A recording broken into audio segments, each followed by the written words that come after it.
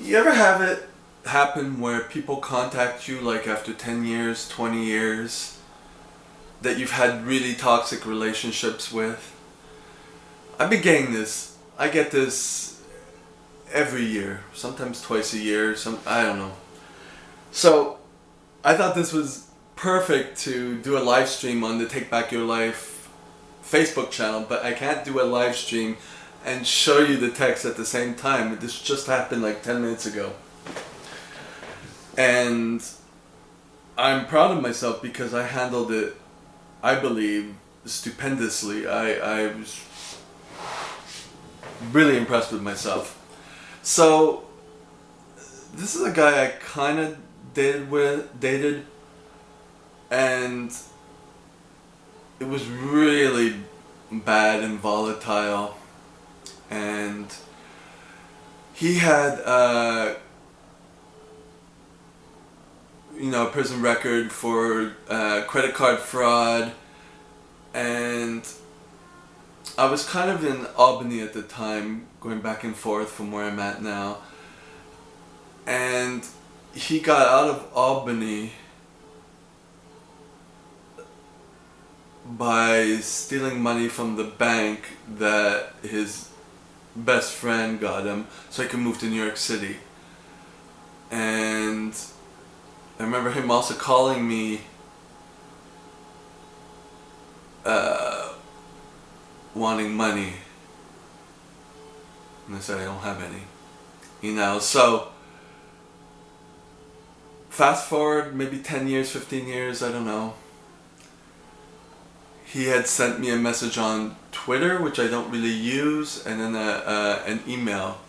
The types of messages to kind of fish to see if you're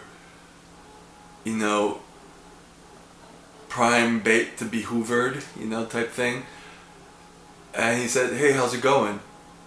So of course I don't answer those, because if we were close and dating, that's not how you that's not how you approach someone that you were intimate with, right?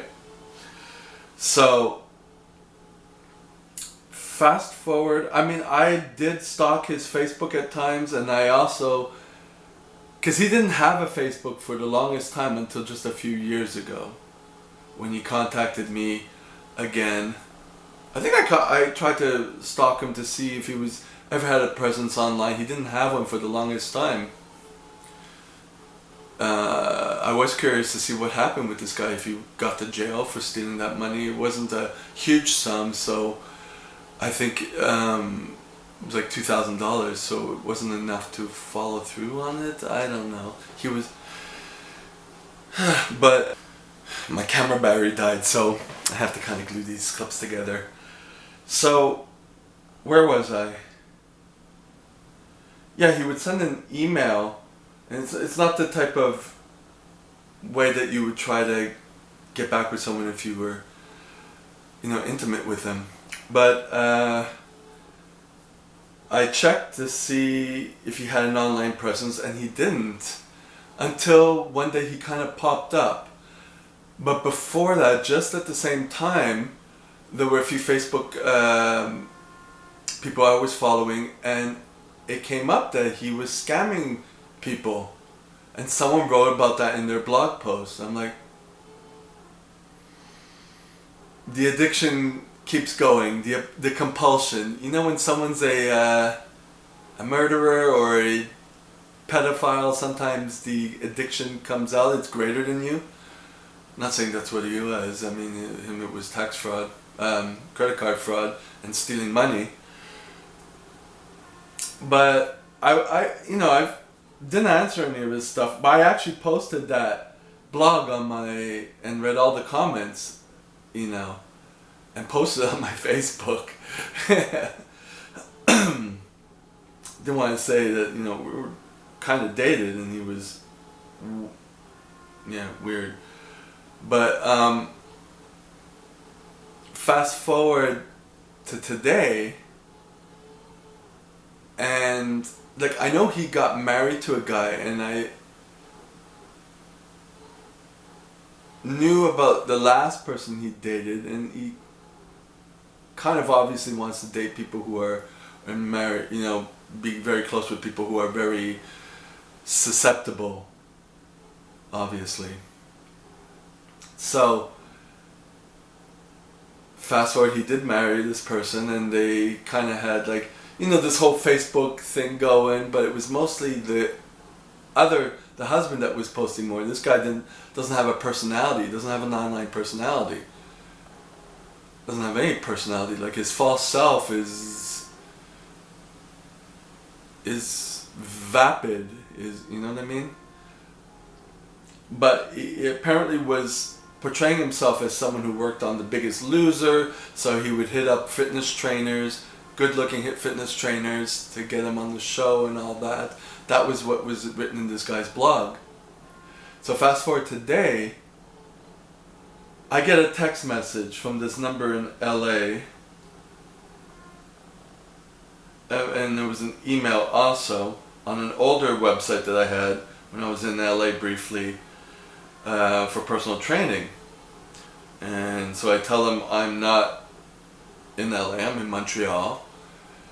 And then he mentions, you know, that he lives in New York City and LA half of the time, and that his last trainer retired. And I said, why did he retire? Oh, because him and his boyfriend moved to Spain, you know, and they couldn't live in the US anymore when I flew them in. And I said, would you be willing? Like, he was going through the motions, trying to portray this image that I would be an exclusive trainer and he would fly me in. And I still don't know who this person is, but I'm asking questions. So I'm writing here, he goes, hi, are you available for personal training in the LA area? I'll just write that here. Hi, are you available for personal training in the LA area? And I write, hi, thanks for the... Oh, I didn't write the message, but I said, I'm no longer in the LA area. If you're looking for... Are you looking for just personal training or possible online personal training by video? And then he writes, I also live in New York City, so the year in LA, blah, blah, blah. And then I said, this is where I asked why did he retire? And he says, him and his boyfriend, let me see. No, him and his husband moved to Spain. I tried him full time. I hired him full time, paid for him to live here in New York City, blah, blah, blah, blah. And I said, oh, nice. So he was just your trainer while in LA and New York City. And he says, yes, right? So I'm like, okay, this is weird, but if someone wants to fly me in, I'm okay with that. And then he goes, holy shit, I actually know who you are. And you know me, I didn't recognize you when I was looking for trainers, just look, trainers with websites. I know you and you know me. I had no idea that was, I didn't recognize your website pic. And so I reply, very gray rock, because this is, when people do stupid things, say stupid things like that, you know it's manipulation. I said, was that something you would want to do again, referring to flying someone in? And then I write okay to his last statement. And he goes, yes, I would. We know each other. We used to date when you lived in Albany years ago. And I reacted with, well, we can further discuss this if you like. And then he sends pictures of himself with his wig and everything. And I'm like, okay. And then I say, oh, he goes, so I'm reading this through the camera. Let's do a FaceTime later today. And I said, okay, FaceTime works. Would you be available tomorrow during the day? Right? So I'm trying to bring him along here. And he says, do you remember me? I remember No, I ended up leaving Troy and moved to New York City. I started a company that grew and now has offices in LA, New York, and London. I'm sure they do. And I said, I'm not sure. And he says, I want a full-time trainer now. And I said, what is your budget? And he says, we dated a bit and lived in Albany many years ago. And I said, I was in Albany for a period, yes. And he says, I was paying my last train $200K last year plus rent and travel. Almost swear we dated. And I said, how come you don't hire a local trainer? Then he gets into this bullshit.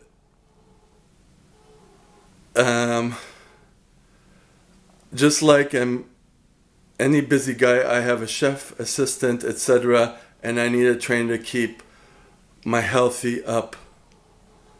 I am in my late 40s, so very important to me. This is a very serious offer, so if you're available and interested, let me know. My name is Mark. And I say, hey Mark. Hi Mark, my name is David. Wouldn't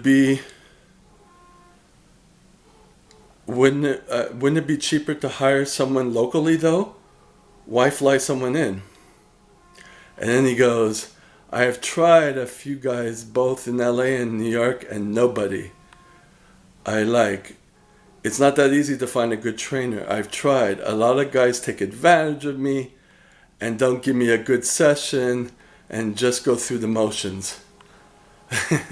Playing the victim now. Everyone else is an idiot but him.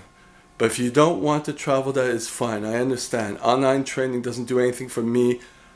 I do the person there. Typo. And I said, okay, I understand. Not sure when the borders will open up. And then he writes, I come to the point in my life, I don't look for cheap, I look for quality. And then I just clicked the like on that. And nothing else after that. Nothing else after that. He didn't like my gray rocking. He saw there was nothing happening. It's like, really? No trainers in LA and New York? Really? And how'd you find my website like out of all the other websites? Really? It's almost funny. So, and I had another person add me on Facebook that I kind of once dated, and it's like, I'm sorry, you're too ugly and not doing anything. Oh, I get an answer!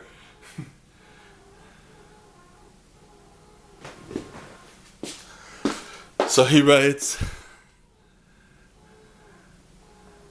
let me know if you're still interested when you can travel. So I'm gonna write, okay, that works. And I'll put a smiley face. Because he had a very, took a lot of temper tantrums and stuff like that.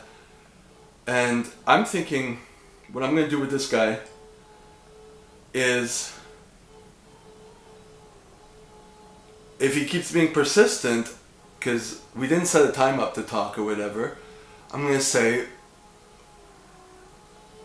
would you be prepared to pay for the video consultation? I'll start asking money right up front. Since you already know me, or whatever, would you pay? And I'll charge him $100 and put it on my PayPal or whatever. If he goes through with that, then we'll take it to the next step and see. So, it's kind of fun because I'm not triggered by it. But I already know his game, And I'd probably have to ask him, what's your company? Can I do some research on your company? And then see where he's implicated and all that stuff. Like let him know that, this isn't the first rodeo I've been through, that, if someone wants to pay for me to travel and be their personal trainer, it does exist, I have to do in depth, If he starts taking a tantrum and starts being a little passive aggressive, and just stop responding. I actually want to see if he will take a tantrum. Because he had really bad temper control. Really bad. So, that is that. It's going to be on the Facebook page and on the YouTube page. And it's about when a narcissist tries to hoover you 20 years later.